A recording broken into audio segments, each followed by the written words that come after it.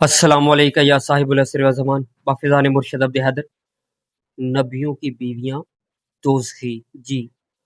نوح علیہ السلام کی بیوی نوح علیہ السلام پر ایمان نہ لائی، مگر پھر بھی نوح علیہ السلام نے اسے طلاق نہیں دی۔ نافرمان تھی، ایمان نہیں رکھتی تھی، پھر بھی نوح علیہ السلام نے انہیں طلاق نہیں دی۔ یہ قرآن پاک میں ذکر موجود ہے۔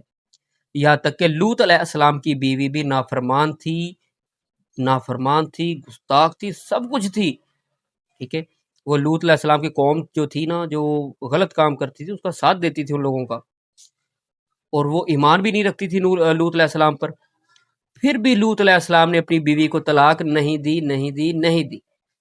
یعنی کہ قرآن مجید نے ہمیں درس دیا، اگر کوئی نبی اپنی نافرمان بیویوں کو طلاق نہ دے، دوست کی بیویوں کو طلاق نہ دے، تو یہ ثابت نہیں ہوتا کہ نبی کی بیویاں جنتی ہیں یا وہ نافرمان نہیں ہیں۔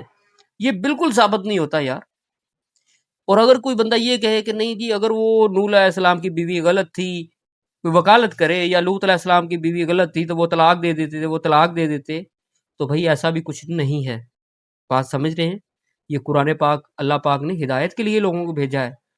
بتایا ہے کہ اگر کوئی نبی کسی وجہ سے طلاق نہ دے، چاہے اس کی کوئی مجبوری ہو یا کوئی ایسا کام ہو، نہ دے، تو اس کا مطلب یہ نہیں ہوتا کہ وہ عورت ٹھیک ہے، اس کا مطلب ہرگز نہیں ہوتا۔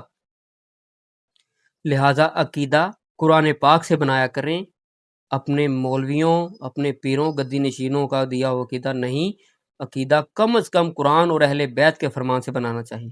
اب یہ نہ کہنا کہ وہ تم کہتے ہو نا کہ نہیں، قرآن پاک ویسے آیت ہے، میرا ایمان ہے اس بات پہ، وہ کہتے ہیں کہ بلکہ اللہ پاک کا فرمان ہے کہ اچھے بندوں کے لیے اچھی عورتیں اور برے عورتوں کے لیے برے مرد۔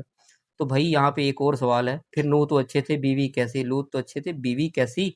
تو بات یہ ہے کہ عقیدہ قرآن پاک کے مطابق بنانا چاہیے، اپنے آپ نہیں، ٹھیک ہے۔